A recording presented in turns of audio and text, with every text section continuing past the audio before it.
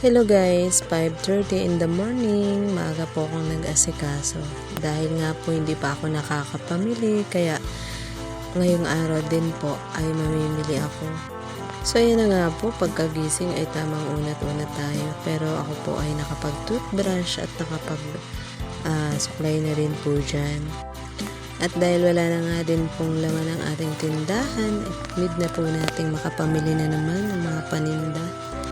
Medyo madilim dahil nga po paliwanag pa lang ang umaga, kaya ayan, kahit na nga po ganyan ang liwanag ay nagbibideo pa rin po ako. Kasi need nga po natin para makapag-upload na naman tayo ng ating video. Okay naman ang panahon, hindi naman talaga siya maulan. Tama lang talaga at maganda pong maglakad pag ganitong morning.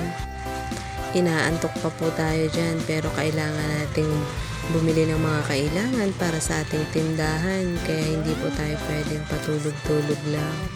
At kapag may hanap buhay ka nga, kailangan ay mahalaga ang oras at araw na dumadaan. At dahil nga po need natin talagang makapamili at may mga hinahanap na paninda na wala na rin naman ako, kaya need na po natin talagang mamili. Dahil nga po nito nagdaan ay panay ang ulan, pero dahil nga po sa bagyong Pipito, kaya walang reason para tayo ay makapamili. Mahirap naman po makipagsapalaran habang may bagyo pa, kaya pinalipas po muna natin yung bagyo para kahit papaano ay maayos tayong makapamili na hindi nagmamadali. At di rin nga nagtagal, nakasakay na rin nga po ako. At ayan, dahil paliwanag na rin naman, maganda talaga ang panahon pagka ganito. Parang hindi mo nararamdaman yung init, kundi yung simoy ng hangin na malamig, masarap. At di rin nagtagal, ayan, nandyan na rin po tayo sa palengke.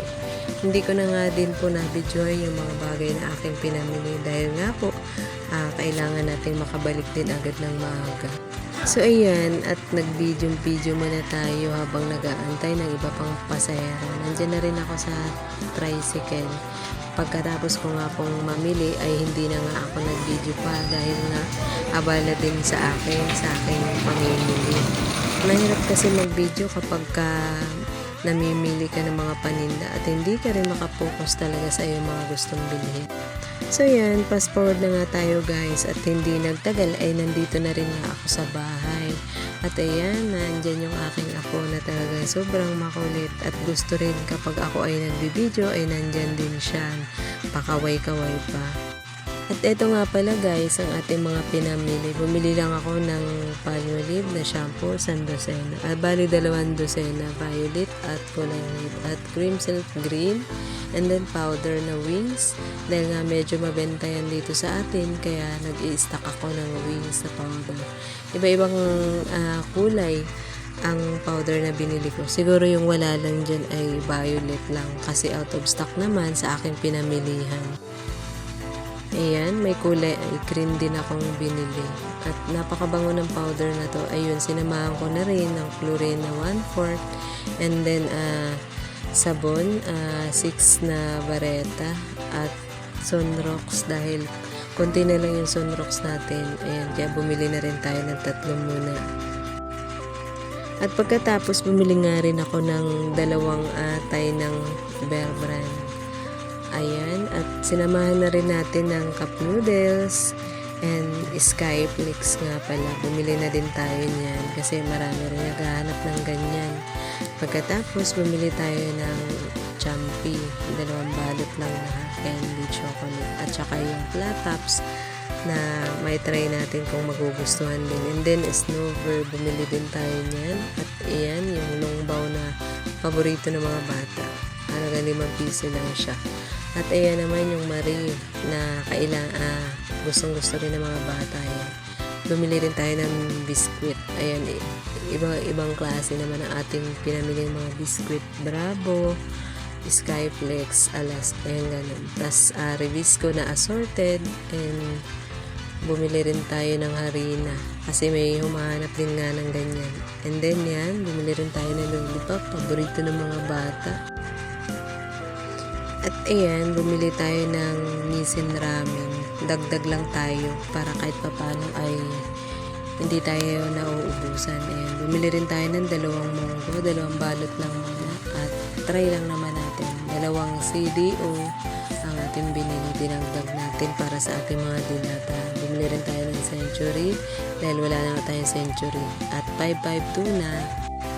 Kaya pagpasensyahan nyo na nga ang aking apo, talagang ayaw umalis yan. At kapag ako ay nagbibideo, naku na andyan din sa harap. Kaya hayaan nyo na lang po, pagpasensyahan nyo na lang po ang aking apo. Ayan po ang ating unang box. At eto naman yung ating bag na pinaglagyan pa. Bumili rin tayo ng Scotch Brite na hinahanap din po. Ayan, bumili rin tayo ng coffee ko blanca. Ayan po mga fast moving dito sa ating tindahan. Bali, 2 po ang binili ko niyan. Bumili rin ako ng Alaska na palaman ba yan sa tinapay na paborito ng mga bata. Pagkatapos bumili rin tayo ng Nescafe Creamy, 2 tayo. At ayan, bumili rin tayo ng 2 balot ng mascada. Ayan, para sa mga mahilig dyan. Mascada lang naman ang aking tinda at di rin naman po ako nagtitinda ng sigarilyo. Kasi talagang sinanay ko ng sarili ko na huwag mong tinda ng ganyan. Kanya-kanya lang po tayo at okay lang naman po kahit naman nagtitinda kayo. Ayan, at asukal din nga po pala. Sinamahan na rin natin ng asukal. At yan nga pong nilalagay ko sa tray na yan ay tinapay. Ayan. Mahirap talagang mamili ngayon dahil nga syempre yung budget natin ay talaga nakalaan lang sa ating mga kailangan dito sa tindahan. So ayan, bumili na rin ako ng ingredients, kamatis, luya, sibuyas at bawang. Napakamahal ng mga ingredients na aking pinamili kaya ayan lang muna ang aking binili. So ayan guys, yung ating pinamili na nagkakahalaga ng 4,000 plus. Ayan na po yung worth ng ating pinamili at yun lang pong fast moving muna yung ating pinamili na alam nating mabenta talaga siya sa araw-araw. Kapag meron ka talagang tindahan, ay pipilitin mo talagang maging maayos. Kasi nga, mahirap kumuha o maghanap ng puhunan kung saan ka talaga makakakuha. So, ayan, kahit na sa maliit na puhunan, ay kung talagang gusto mong mag-negosyo, ayan, gawin mo na, simulan mo na. Katulad nga nitong sa akin, nag-try lang talaga ako starting ng 5K para lang po kahit pa paano ay meron tayong panimulang hanap buhay. Mahirap po kasing nasa bahay ka lang tapos wala kang ang kita. Lalo't isang katulad ko na may pinapaaral at grade 11 at grade 12. Talagang kapag wala kang income, sobrang hirap talaga. Talagang ang hanap buhay ay iba talaga na ikaw mismo ay may sarili kang kita. Ikaw na yung amo, ikaw pa yung kumbaga ikaw yung nasusunod. Pero kapag once na nagbukas ka nga ng negosyo ng ganitong tindahan, kailangan mo talaga na ikaw din mismo ay mamomonitor mo yung inyong kita sa araw-araw. Mahirap talagang lumago ang maliit na puhunan, pero samahan lang natin ng pray na patuloy na palaguin ng Diyos. Kasi syempre, saan ba nagmumula yung lahat ng ito kundi sa Panginoon lang din. At kung ano yung will ng Lord ay ibibigay naman niya sa atin Kaya ayan, nagpapasalamat din ako dahil bunga ng prayer ko na makapagsimula ng kahit sa maliit na hanap na puhunan ay ayan, nasimulan nga natin. Nadadagdagan na nga lang din ito gawa ng syempre yung binibigay din sa atin ng ating anak at ng ating partner. Syempre, ayun, kumbaga, nadadagdagan. Pero kapag kumukuha nga din kami dito sa tindahan, ay need natin na ilista or isulat para alam natin yung lumalabas sa ating puhunan. Kumbaga, mamomonitor natin yun. At saka, syempre, bilang isang gusto nating lumago, paano natin malalaman kung hindi nga natin kailangang i-monitor yung bawat pumapasok o lumalabas sa atin. Sa totoo lang, maliit lang naman itong aking tindahan kubo-kubo nga lang to at talagang kapag gusto nga natin may paraan. Kapag ayaw, syempre mayroong dahilan. Nagpapasalamat naman ako dahil kahit paano ay unti-unti kong nadadagdagan ang aking maliit na tindahan At isang bagay na malaking tulong din naman ito para sa amin. Ako po ay hindi naman totally eksperto sa pagninegosyo dahil nga po second time lang to na ako ay makapagnegosyo.